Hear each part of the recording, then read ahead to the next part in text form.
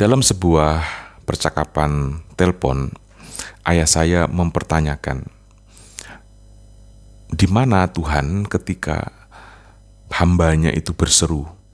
Bukankah ada dalam Mazmur, dari jurang yang dalam aku berseru kepadamu ya Tuhan. Tapi di mana dia ketika benar-benar manusia sedang berada pada jurang itu? Tidakkah ada tindakannya di sana? Dan mengapa membiarkan begitu saja orang yang benar-benar sedang jatuh dan berseru-seru kepadanya? Di manakah janji pertolongannya?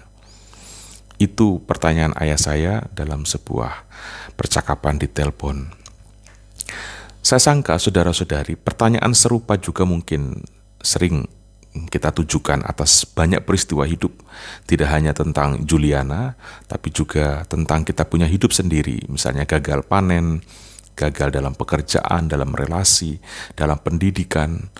Padahal kita sudah berdoa, kita sudah novena, kita sudah berseru-seru, kita sudah mengikuti anjuran-anjuran dari para pendamping-pendamping rohani kita. Berdoa, siarah, melakukan ini, pujian, penyembahan, dan sebagainya. Tapi mengapa itu tak banyak merubah atau sepertinya tak mengubah apapun? Kita tetap miskin, kita tetap sakit, kita tetap menderita, bahkan kemudian malah berujung kepada kematian. Terhadap hal ini, saya ingin menawarkan 2 butir renungan yang saya harap mungkin bisa saja sama-sama membantu kita untuk lebih memahami hidup dalam hubungannya dengan iman. Yang pertama, saudaraku, semua orang beriman itu percaya bahwa hidup itu ukurannya bukan hanya pada aspek keberlangsungan hal-hal badaniah. Jadi hidup itu tidak bisa kita ukur hanya pada aspek tubuh saja. Setelah tubuh, daging, darah, organ-organ di dalam badan kita ini tidak ada, hidup tetaplah hidup. Ini perlu kita pahami. Hidup tidak hilang dengan hilangnya organ jantung kita. Hidup tidak hilang dengan rusaknya kepala kita yang terbentur pada bebatuan. Sekali hidup itu dihadirkan Allah, tidak pernah akan dibinasakan. Hidup itu abadi. Maka ukuran keselamatan atas hidup tidak diukur dari apakah daging dan darahku terselamatkan atau tidak. Ukuran Allah dalam keselamatan hidup tidak diukur pada apakah organ-organku berfungsi abadi. Tidak diukur dari situ. Kalau kita lalai dalam merawat, lalai dalam menjaga daging dan darah kita, lalai dalam merawat tulang-tulang kita, lalai dalam merawat otak kita, lalai dalam merawat organ-organ bagian dalam kita, saya sangka janganlah kita persalahkan Allah atas kenyataan pahit yang mungkin akan atau mungkin sedang kita hadapi dan terima. Kelalaian kita ataupun kelalaian orang lain atas darah dan daging, atas tulang dan organ-organ dalam diri kita, tidak membuat hidup itu menjadi terbatas seketika. Hidup tetaplah abadi di dalam Allah. Kita pasti ingat kata-kata Yesus yang mengingatkan orang akan ungkapan Allah Abraham, Allah Ishak dan Allah Yakub. Allah itu bukan Allah orang mati, tetapi Allah orang hidup. Di dalam Allah, hidup itu berjalan terus. Hidup itu abadi. Hidup itu tidak hanya soal durasi waktu 60 tahun, 70, 80, 90, atau 100 tahun. Hidup itu pada dirinya kekal, abadi. Dan Allah menjamin itu. Seruan kita didengarkan Allah. Ini sebuah kepastian. Dan Dia pasti menyelamatkan kehidupan kita.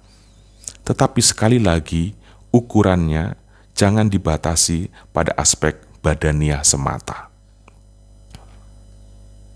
Keyakinan inilah, saudara-saudaraku, yang membuat kita bisa lebih mantap dalam menjalani tugas dan perutusan kita. Keyakinan inilah yang membuat kita bisa menghadapi sakit dengan tenang, bisa menghadapi penderitaan dengan lebih tabah, dan bisa menyongsong kematian dengan lebih damai. Karena apa? Kita sadar dan kita yakin hidup kita dijamin oleh Allah. Ini. Hal yang kedua, terhadap pertanyaan seputar mengapa Allah seakan tidak mempedulikan seruan dari umatnya, mari kita simak hal kedua berikut ini. Kalau kita mengukur daya pertolongan Allah pada aspek tubuh, seperti kesehatan, mendapat makanan, relasi, gaji, prestasi, pertanyaannya, sampai kapan kita akan sungguh puas dengan pertolongan-pertolongan itu? Jawabannya, tidak akan pernah. Orang yang diberi makan oleh Yesus ada 5.000 orang, ada 4.000 orang. Apakah tidak akan lapar lagi kemudian? Pasti akan tetap lapar lagi. Orang yang disembuhkan oleh Yesus, ada ibu mertua Petrus, ada orang yang sakit lumpuh. Apakah tidak akan sakit lagi kemudian? Pasti akan sakit lagi, entah dengan penyakit yang lain. Apakah pemuda di Nain, apakah Lazarus yang dihidupkan kembali oleh Yesus tidak akan mengalami kematian lagi? Pasti akan mengalami kematian juga pada akhirnya. Artinya apa, saudara-saudari? Kalau meletakkan penyelenggaraan Allah pada aspek-aspek ketubuhan yang seperti itu, kita tidak akan pernah bisa sungguh-sungguh tiba untuk beriman. Tidak akan pernah bisa. Kenapa? Kita beri contoh. Misalnya selama 10 tahun, seorang petani tidak pernah gagal panen. 10 tahun dia tidak pernah gagal panen. Tetapi pada tahun yang ke-11, tiba-tiba dia gagal panen karena kemarau panjang. Anda tahu apa yang terjadi dengan petani itu? Dia pasti lupa seolah-olah selama 11 tahun isinya semuanya adalah kegagalan. Dia lupa bahwa pernah ada 10 tahun keberhasilan. Ini kecenderungan kita manusia. Sama juga halnya dengan kesehatan kita. Ketika kita sakit di usia 55 tahun misalnya, itu membuat kita mengumpat, mengeluh hebat, seolah-olah selama 55 tahun itu Allah tidak pernah memberi anugerah kesehatan kepada kita. Lantas hidup hanya diukur dari pengalaman terakhir kita. Nah, kalau iman hanya dibentuk atas pengalaman terkini dan tidak memandang hidup secara utuh, inilah bahayanya kalau kita mendasarkan iman hanya pada aspek kenyamanan badaniah. Itulah sebabnya saudara-saudari, beriman itu ukurannya jangan hanya melulu pada aspek-aspek ketubuhan yang mendukung kenyamanan. Lihatlah hidup itu secara utuh. Lihatlah seluruh kenyataannya dalam hidupmu. Apa yang terjadi, baik atau buruk, itulah kehidupan kita. Itulah kenyataannya dan itulah hidup kita. Dan Allah itu hadir dalam setiap peristiwa itu. Entah itu soal kesehatan, sakit atau sehat, kegagalan atau keberhasilan, panen atau tidak panen, Allah tetap hadir dalam seluruh kenyataan itu. Jadi jangan mengukur Allah hanya pada soal daging kita, hanya pada soal darah kita. Ya, Allah lebih luas dari itu. Kehidupan lebih abadi dari sekedar usia badan kita. Demikianlah saudara-saudari, dua hal yang ingin saya bagikan, ingin saya sharingkan.